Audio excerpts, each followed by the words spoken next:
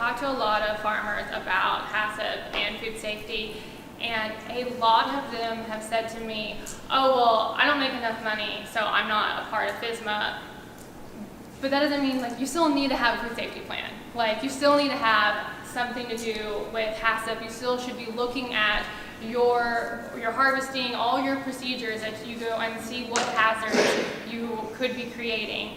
And then that might be something as simple as making sure your 12-year-old assistant knows how to wash their hands after they use the bathroom, or your friend who comes along that is harvesting but doesn't have a farming background like you knows how to sanitize water and make sure the knives are clean and all those little things that could impact you. So if you're selling to the public, you need to have some kind of food safety plan in place. You don't have to be GAP certified. If anyone tells you you have to be GAP certified to sell them, that just means they don't really want to buy local. It's more of that's a deterrent saying I don't want to have to deal with this right now. So my next suggestion is packaging, pack sizes, and product sizes. So what I suggest here is calling up one of our restaurants that you know, calling up a distributor, or even going to your grocery store and ask them to, if you can just peek in their walk-in or peek in their warehouse and look at the products that you are growing and seeing how they're packaged and seeing the size of those products. One thing that we've been focusing on a lot is we get farmers who sell us stuff and it'll be like 16.7 pounds of jalapenos in an Amazon box delivered to us. Well, we have to weigh that out. We have to figure out how we're going to sell it. We can't sell an Amazon box to a restaurant. So no, you will have to have some kind of packaging in play. And then another aspect of it is see the size of the products that they're growing. So Andy might be able to talk about this on chicken breasts and other product sizes. We've seen zucchinis that are gigantic. Restaurants aren't going to want those. Other things we had some beautiful poblanos last year from a local farmer, but they were just small enough where most Mexican restaurants didn't want them because they were stuffing them and they weren't the right size. A lot of lettuces that are grown hydroponically, yes, the argument's there that there's no core and so the volume is higher than what it looks, but it's still quite a bit smaller than what the conventional stuff is coming from a distributor coming from California. So knowing that stuff in advance, it just will set you up where instead of setting up a deal with a restaurant or distributor and then you're delivering it and then it doesn't meet their expectations, you can avoid that even before you show off your products. So once you realize what packaging and stuff like that you need, you probably realize that you need 10 different box sizes and you don't really want to spend that. So that kind of goes into my next point of pick a few items to start out with restaurants or with distributors. I'm bad at this too. When I'm trying to sell to a restaurant, I'll go in and be like, what do you have? I'm like, everything. I will sell you, I will find anything you want. And it's overwhelming for a person, even someone who knows the restaurant business. And so what I like to do is I'd like to pick a few items that are special, that you can grow and you know your seasons, and you go in with those items.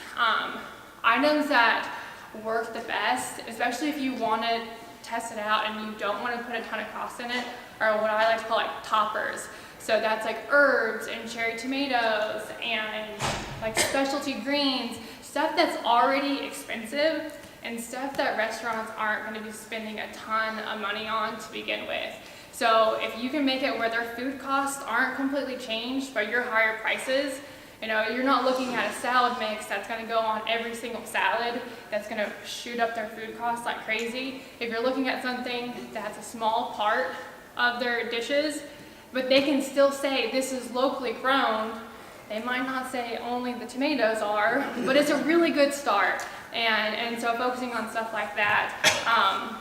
My last tip is pricing is rough. No matter who you are, no matter how outgoing you are, talking about prices is terrible. And so what I like to do is have the farmers ask for what are you paying for this item, without even showing, hey, here's what I sell at the farmer's market. This is $6 a pound.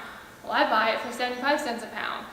that's not a conversation that makes anybody feel good. So if you can ask a few of those items and say, well, what are you paying for this, without even telling them, oh, here's what I normally charge for it, you have an idea of what items fit in the categories and what you can sell.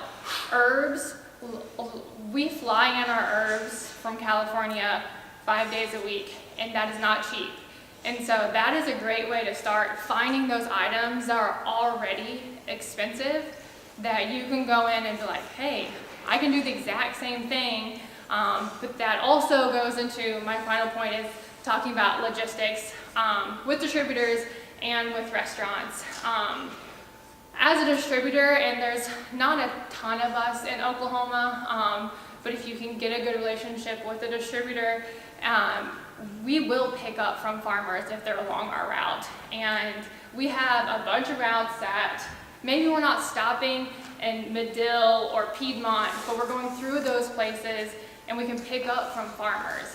And so that kind of discussion is really nice. Of course, if you can drop off, that's awesome. But there's a lot of ways that we can work it, and instead of spending half of your day on the road delivering, you can work with a distributor and we can coordinate that with you. If you're selling directly to a restaurant, and say for example we're back to the basil, they want 2 pounds of basil 3 days a week. If you live 45 minutes away, that 2 pounds of basil is not going to be worth that drive. And so knowing that beforehand, talking to, maybe you have a really cool chef that says, hey, I'll come by the farmer's market on Saturday, or I'll pick up at Urban Agrarian on whatever day, and doing stuff like that where there's a communication and a coordination that will allow you guys to be doing what you're, the farmers out there doing what you're supposed to be doing, which is farming, not driving around all day long, delivering stuff that, going back to expenses, you're not realizing that's costing you labor and gas and all that stuff. So that's kind of my tips. If you guys have any questions, I'm happy to answer them.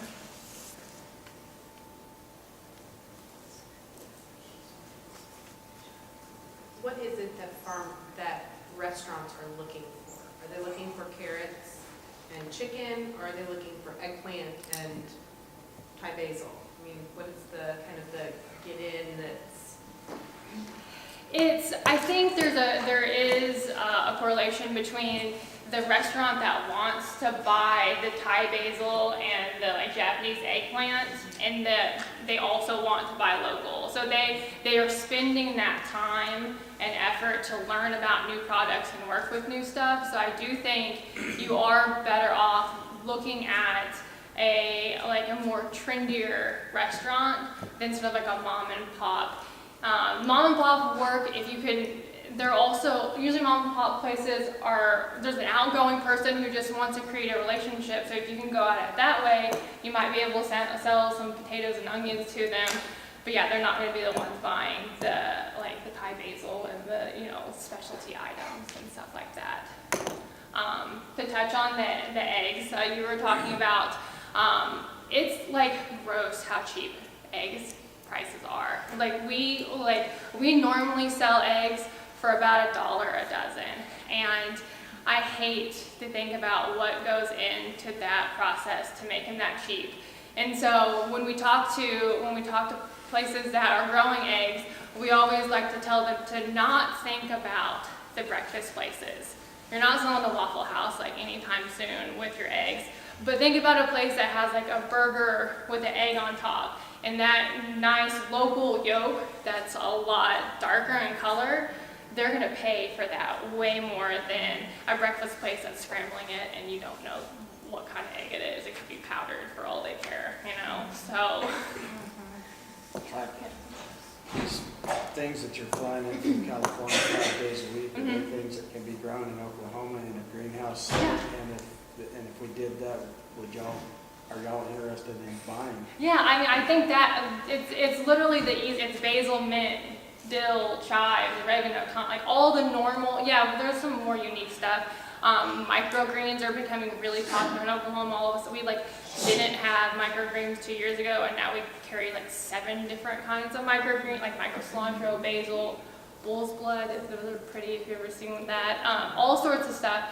But yeah, it's very normal stuff that can be grown anywhere. It's just more expensive because we can't put it on a truck and ship it 3 days and rattling around. Basil's not going to hold up in a truck. They're that long, so that's why we fly it in. But if we're a couple hours away from you, Yeah, it's a completely. That's why I think herbs is a great way to start. it'd be much better than flying it in from Yeah, California. exactly, and yeah, and it's and the same price.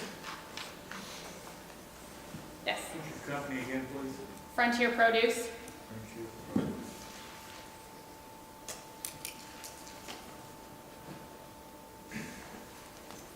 What is the best way for a restaurant to kind of reach out? Is it to get a directory and call the individuals? Is it to call you directly? I mean, I know you're probably working with the smaller local growers.